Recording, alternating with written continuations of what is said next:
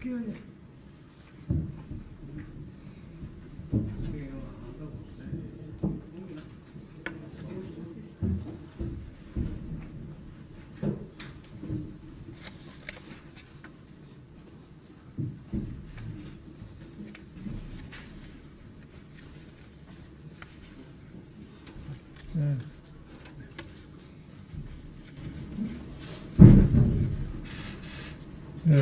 회의를 시작하겠습니다.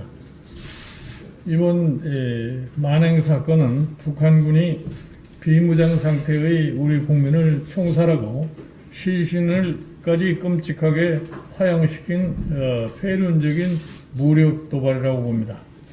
상황이 이런데도 정부는 아직도 사태의 심각성을 외면하고 있는 것 같습니다. 난데없이 소위 김정은 친서를 들고 나와서 이번 사태를 무마하려 시도한다면 국민이 더 큰 공분을 자초하는 것입니다. 제네바 협약과 유엔 결의안에 따르면 전시에도 비무장 민간인의 사살이 금지되고 있으며 즉걸 처형도 금지되어 있습니다. 지금 문재인 정부가 시급히 할 일은 북한의 반인도적 범죄 행위 책임을 물어 국제형사재판소에 제소하고 유엔 안보리에도 회부하는 것일 겁니다.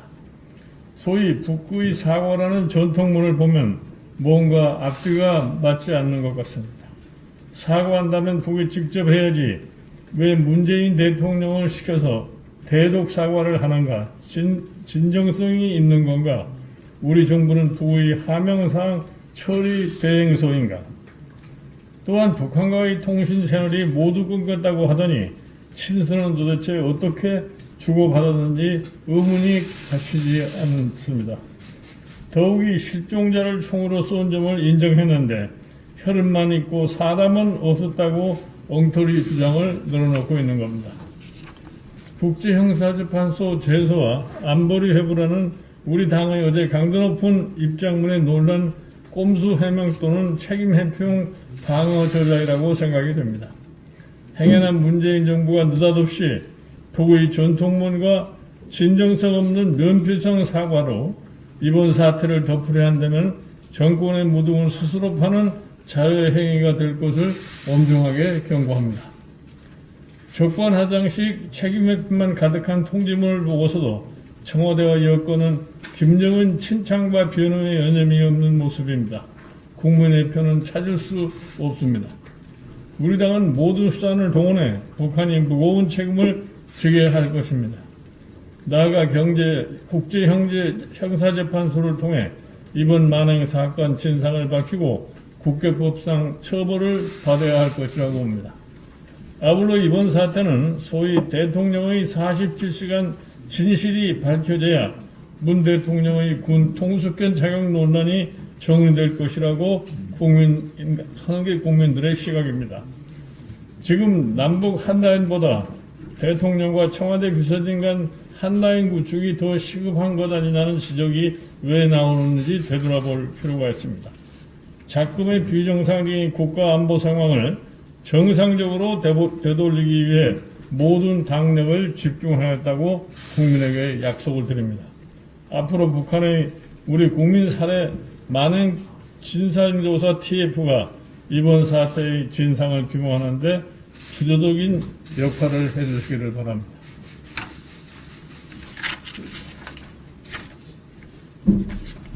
자, 이제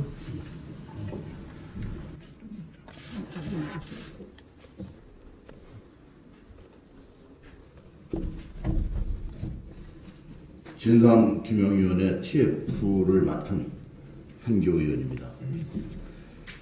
방금 우리 비대위원장께서도 말씀하셨습니다만 이번 청와대 앞으로 보낸 전통문이 실제 국방부가 파악하고 있는 실상과는 전혀 다른 변명과 허구의 상황을 늘어놓은 전통문이었다고 봅니다.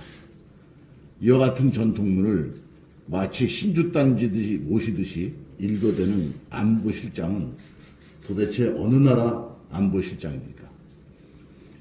비무장에 표류하는 대한민국 국민에게 사격을 해서 살해한 행위는 어떠한 이유로도 정당화될 수 없음은 물론이고 살인자로서 규탄받아야 마땅하고 지금이라도 사실규명을 위해서 남북 공동으로 진상조사를 해야 하며 시신을 찾아서 유가족에게 돌려주어야 하고 살인에 대한 책임자에게 응당한 처벌이 있어야 합니다.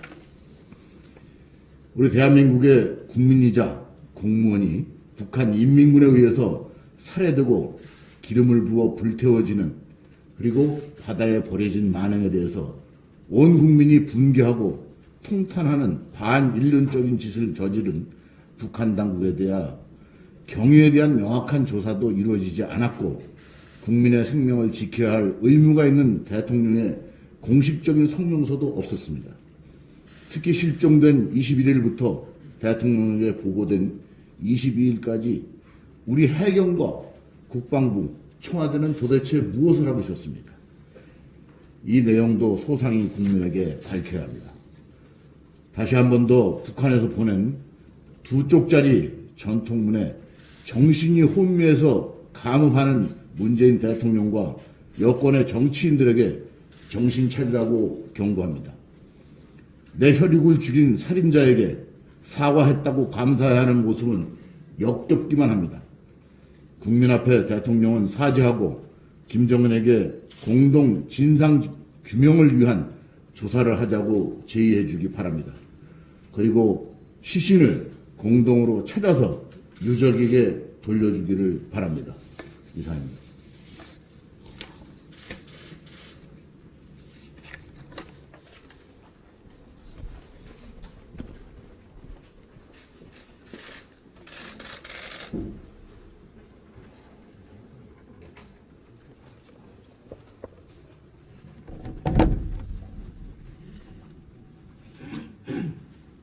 저는 대한민국 아무개입니다.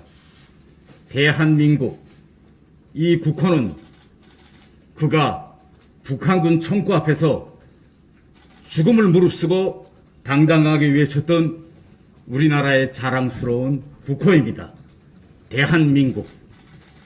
그는 수십 시간 동안 바다에서 포로하고 북한군 총구 앞에서도 대한민국이라는 구호를 당당하게 외쳤지만 정말 참담하게도 그의 곁에는 대한민국이 없었습니다.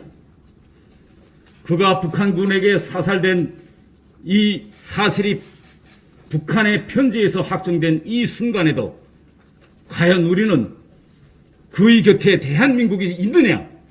이 질문을 할 수밖에 없습니다. 북한의 편지 한 장에 지금 이 나라는 정말 다행이다, 황송하다는 분위기로 가고 있습니다. 정말 참으랍니다. 저는 수십 년 동안 북한 외교관으로 살아온 사람입니다. 수십 년 동안 저는 북한 공간에서 일하면서 북한을 사업차로 방문하는 대한민국 국민들, 관광으로 가는 사람들, 여러 가지 인도적 사업을 가는 사람들을 위해서 저는 비자를 발급해 주었습니다.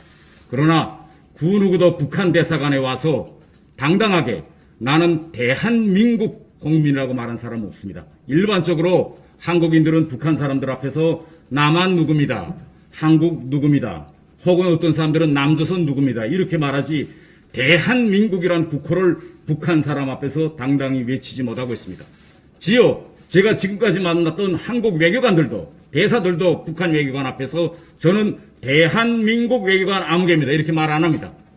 그가 북한군 총구 앞에서 목숨이 왔다 갔다 하는 그 순간에도 대한민국이라는 우리 국호를 자랑스럽게 외쳤다는 것은 바로 자기 정체성을 명백히 확인해야 할 순간에 나는 대한민국 국민임을 자랑스럽게 외쳤다는 겁니다.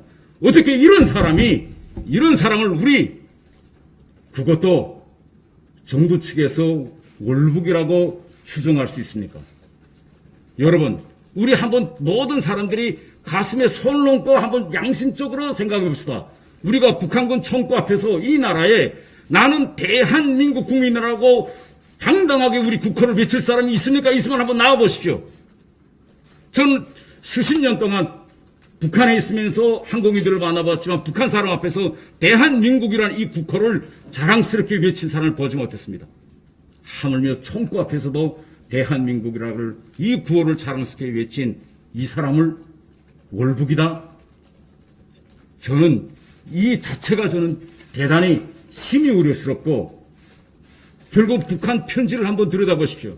저는 왜 그가 대한민국이라고 자랑스럽게 외친 북한조차도 이걸 인정했습니다. 대한민국이라고 외쳤다는 걸.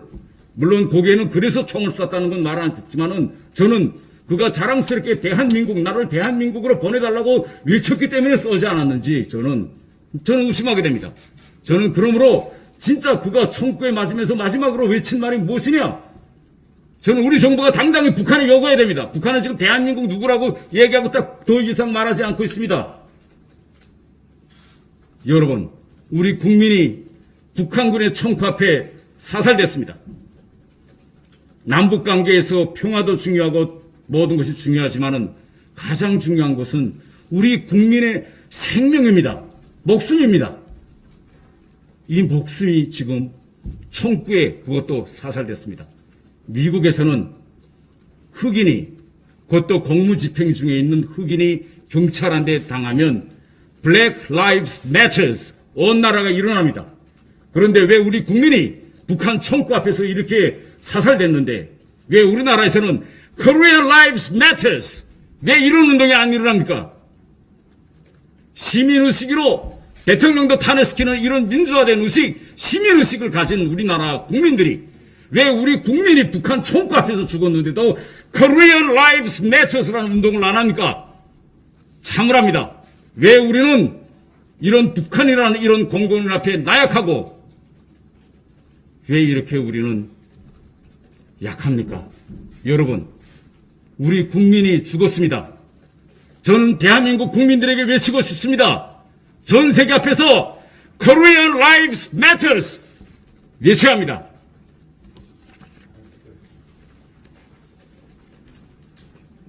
이공기 진행하겠습니다. 입주 부탁드립니다.